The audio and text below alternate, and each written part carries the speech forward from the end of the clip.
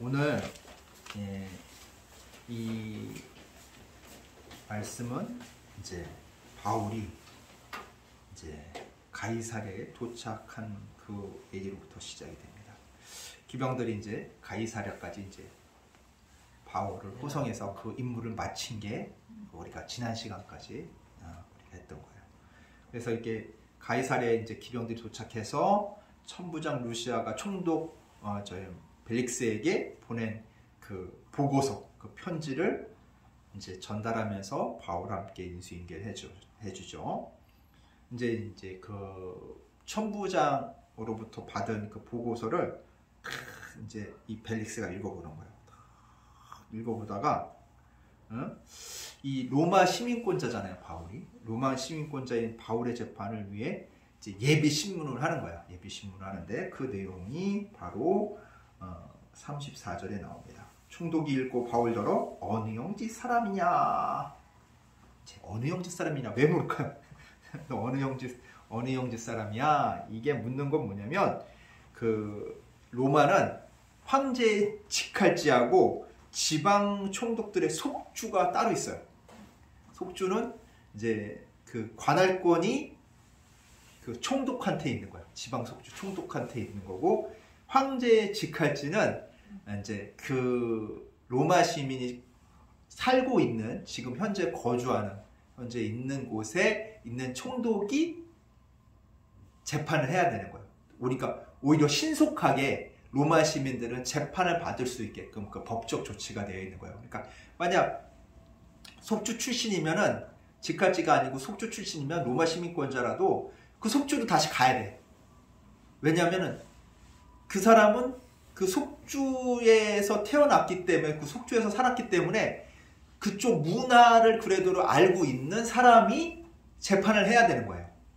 근데 로마 직할지는 로마에 대해서 기본적인 것들을 알고 있는 사람이 충분히, 그 사람이 알고 있다고 전제를 하고, 로마에 대한 그 문화나 이런 것들을 잘 알고 있다는 것을 전제로 하고 재판을 하는 거기 때문에 틀려요.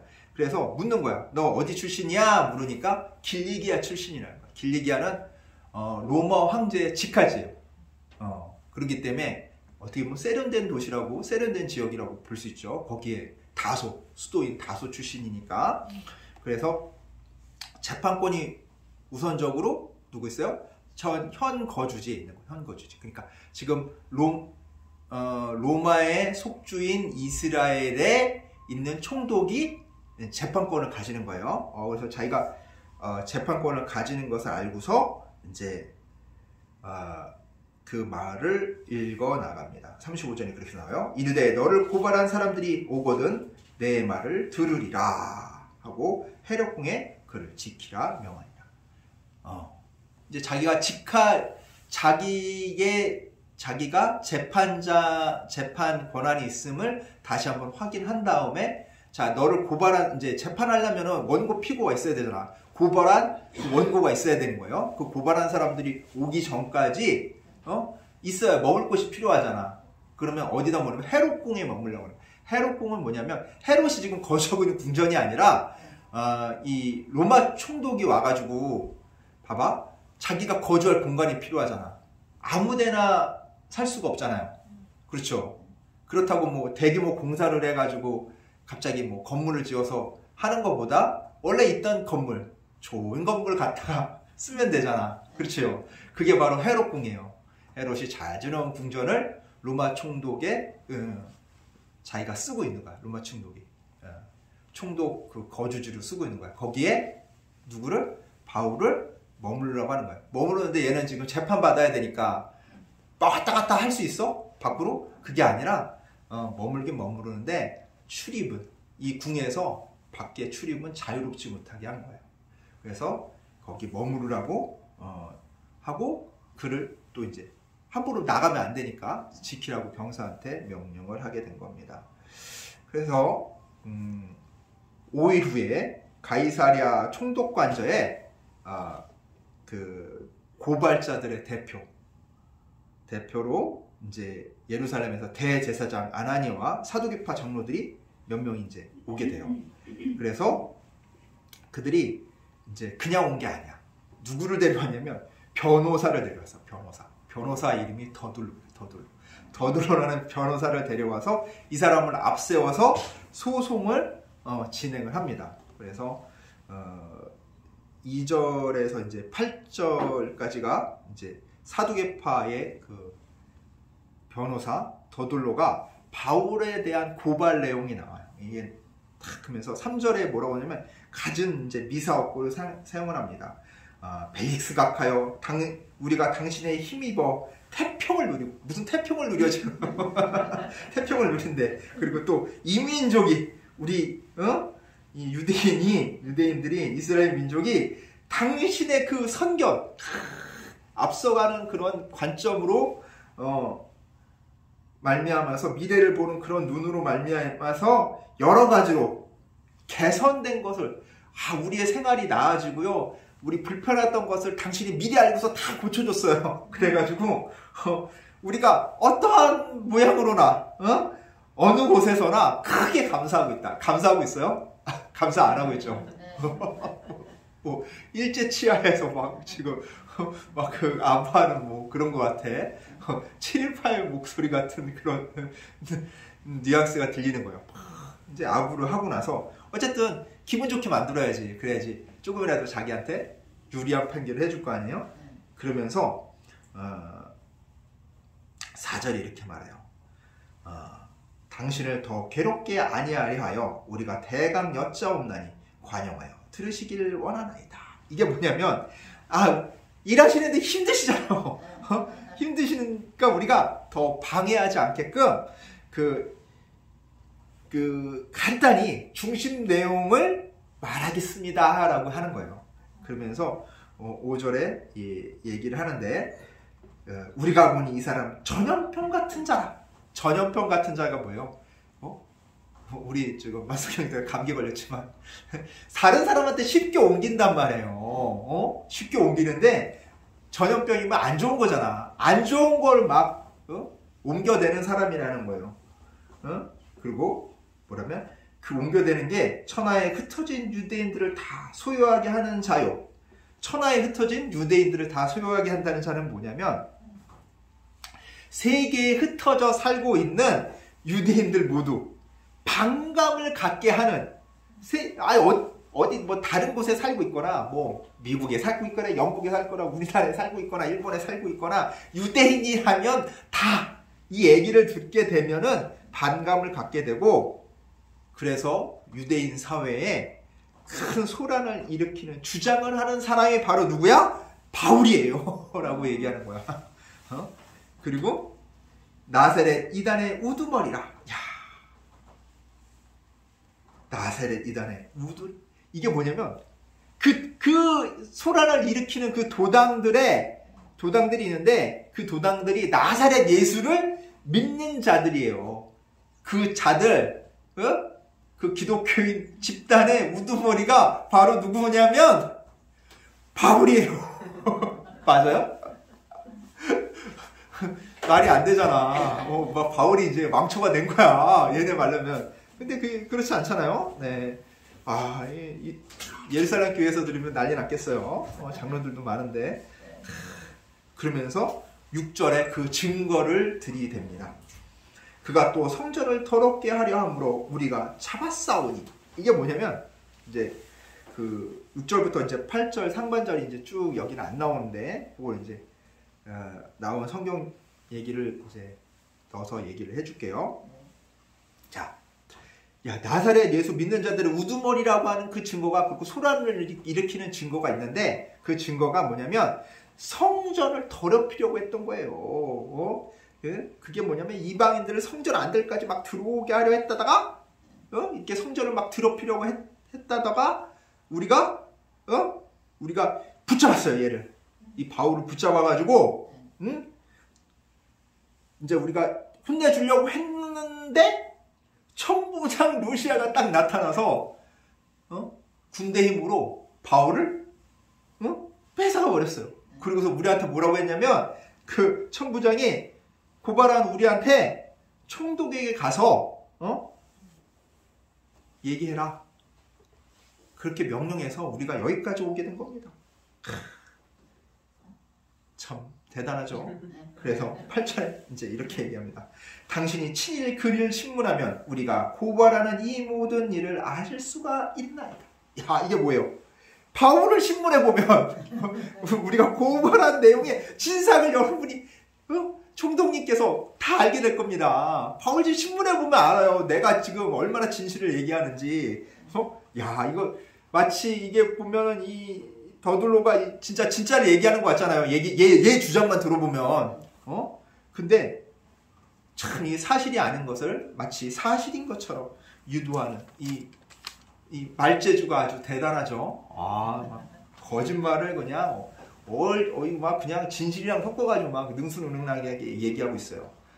그러면서 이렇게 얘기했으면은 누가 호응을 해줘야 될 거 아니야. 누가 호응을 해줘? 같이 온 유대인들이 이에 격하게 호응을 하는 거예요. 그 9절에 나와요. 유대인들도 이에 참가하여 이 말이 옳다 주장하는. 이 말이 맞습니다. 지금 더둘로가 한 말이 진실이에요. 얘기하니까 벨릭스가 이제 누구한테 기회를 줘야 돼? 바울한테 기회를 줘야 돼요. 그래서 10절에 이렇게 합니다. 총독이 바울에게 머리로 표시하여 말하라 하니 딱 하는 거예요. 뭐 굳이 머리로 표시했다는 것은 자 이제 변론해봐 하면서 바울을 딱 이렇게 보는 거예요. 그럼 바울이 알아서 표시를 줬으니까 딱 일어나서 변론을 하겠죠. 그러면서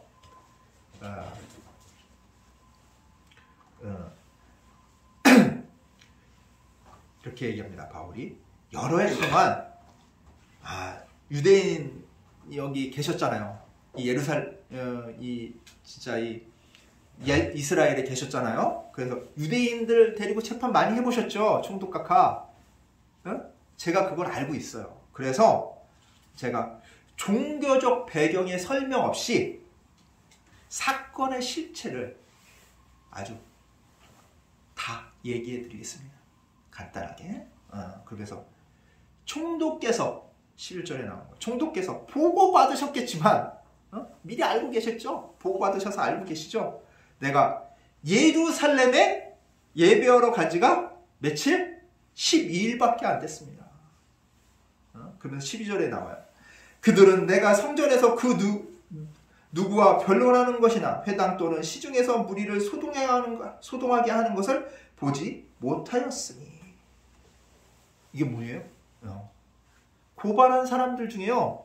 그 누구도 성전이나 회당이나 성 안에서 제가 사람들이랑 논쟁하거나 군중을 선동하는 것을 본 사람이 없어요. 여기 있나요? 본 사람? 없죠? 이 얘기를. 야, 내가 아무것도 안 했잖아. 사람 만나러 다닌 거 아니잖아. 아무것도 안 했는데 그거 본 거 있어? 너희들이 말하는 것처럼 내가 해악을 끼친 적이 있냐고 얘기하는 거예요. 자, 근데 제가 로마의 해악을 입히는 정치범인 것처럼 주장하고 있어, 이 사람들이. 그래서 제가 잠깐이나마 이 기독교에 대해서 설명을 좀 드리겠습니다 하고 얘기를 하는 거예요. 그러면서 14절부터 이제 그 주장이 나오는데 14절 잘 보겠습니다. 이것을 당신께 고백하리이다. 나는 그들이 이단이라는 도를 따라 조상의 하나님을 섬기고 율법과 선지자의 글을 기록된 것을 다 믿으며. 이렇게. 이 사람들이 나를 이제 고발한 모든 일에 대해서 그들이 고발한 내용이 허상임을 제가 밝히겠습니다. 근데 중요한 거 한 가지가 있어요. 제가 믿고 있는 기독교, 예수 그리스도에 대해서 조금 얘기를 해야 될 것 같아요 라고 얘기를 하는 거예요. 그러면서 이렇게 얘기합니다.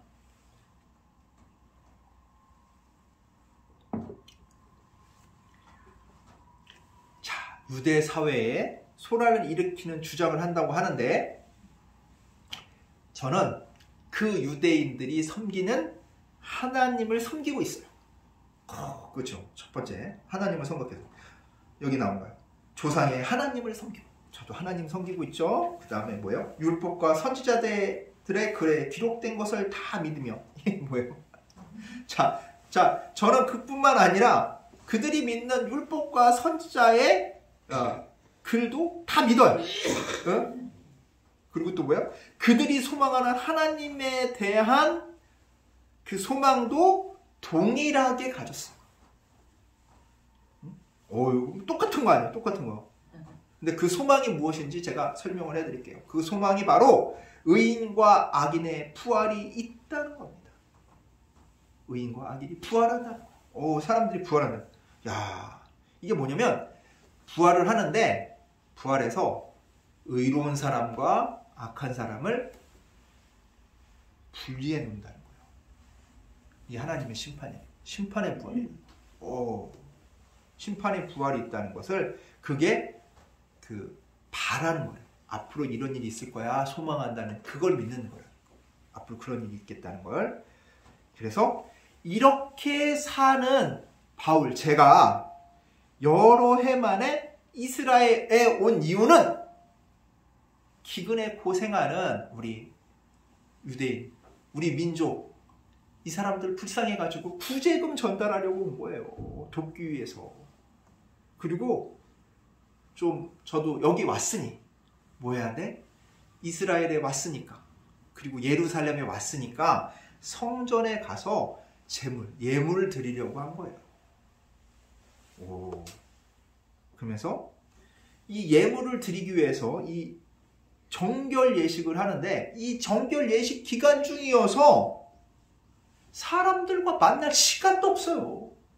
10일 동안 제가 누구를 만나겠어요. 정결 예식 하는데 지금 성전에서. 그래서 소동이 일어났다고 하는데 뭐 어떤 소동이 일어났는지 모르지만 저는 그 소동이랑 전혀 관계가 없어요.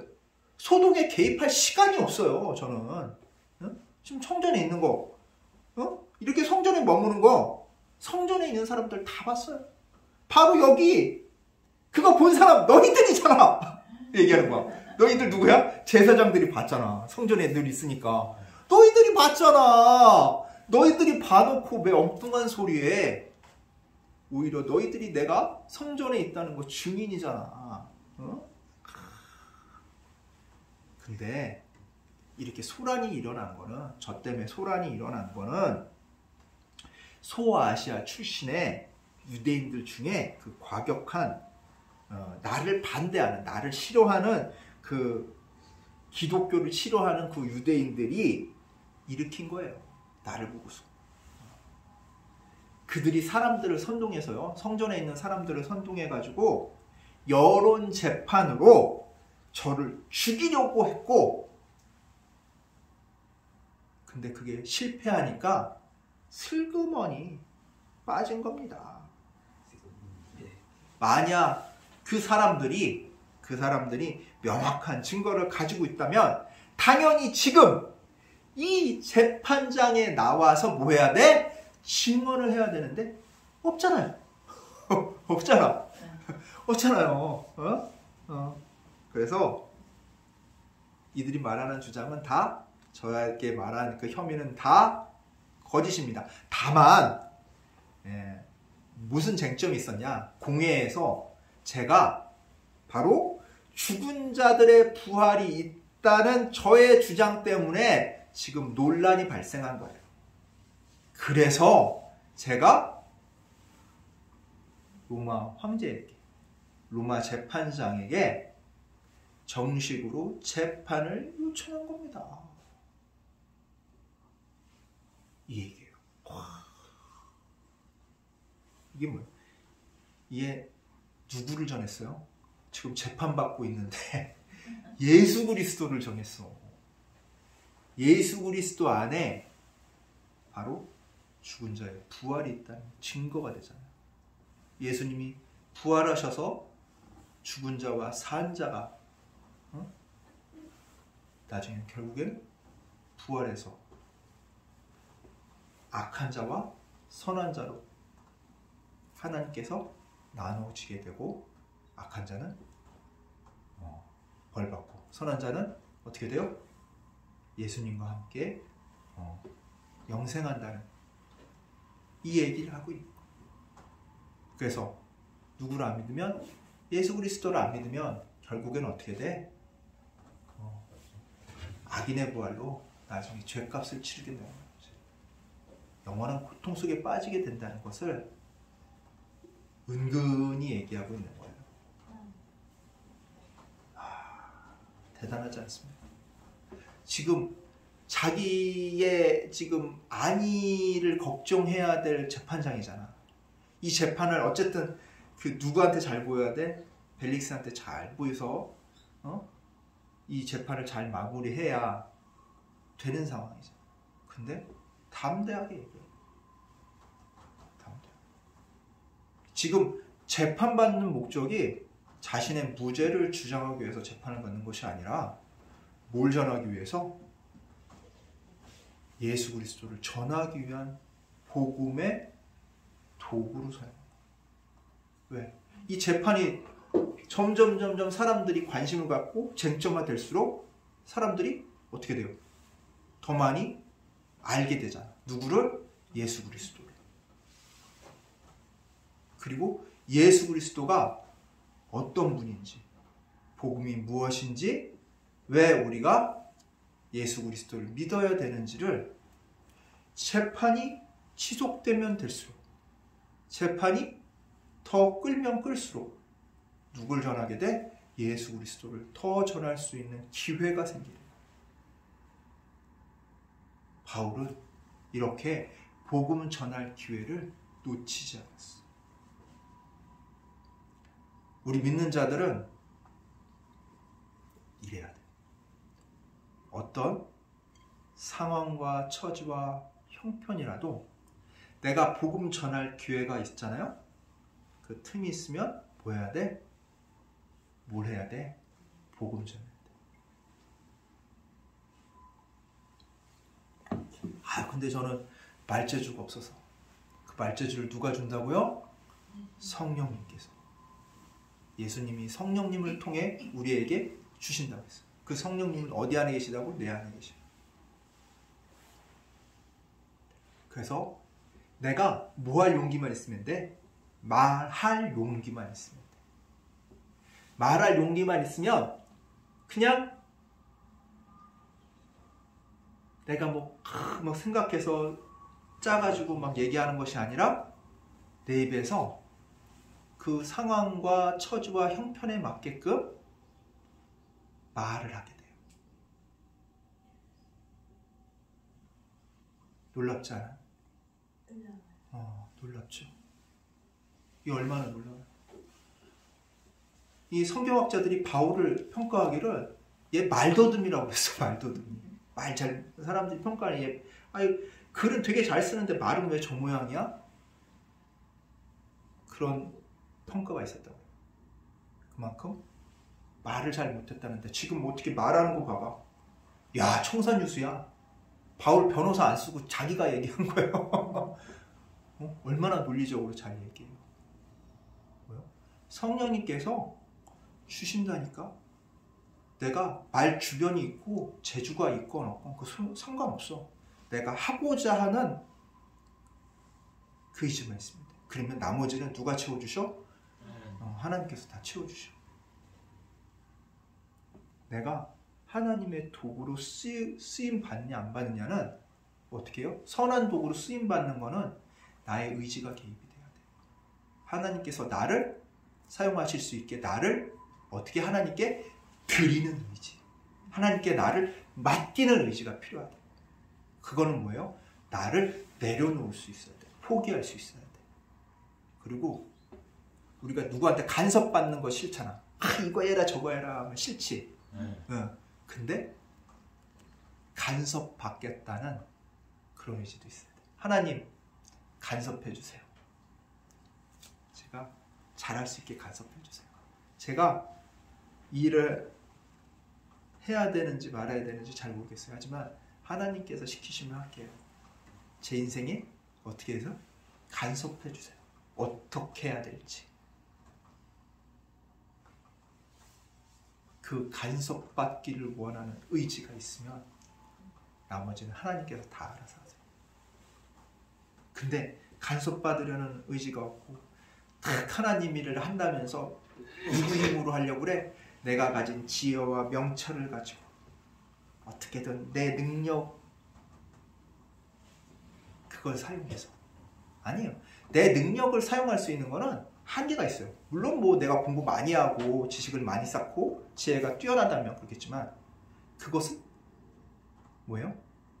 아무리 뛰어나도 한계가 있는 거예요. 근데 하나님께서 주시는 지혜와 명철은 한계가 없어요.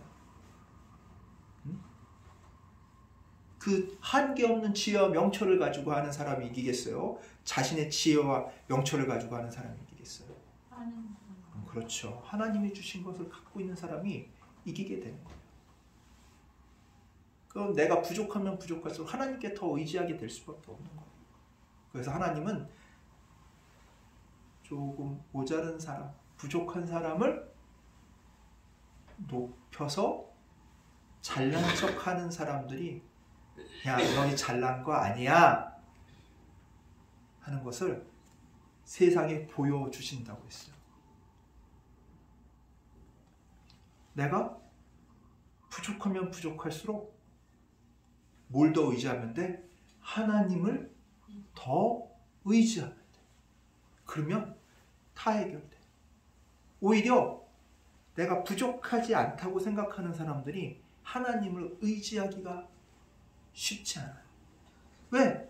내가 노력하면 될 것 같거든. 내가 힘쓰면 될 것 같거든. 그래서 그 잘난 맛에 살게 되면 믿음도 그 잘난 맛에 하는 거야.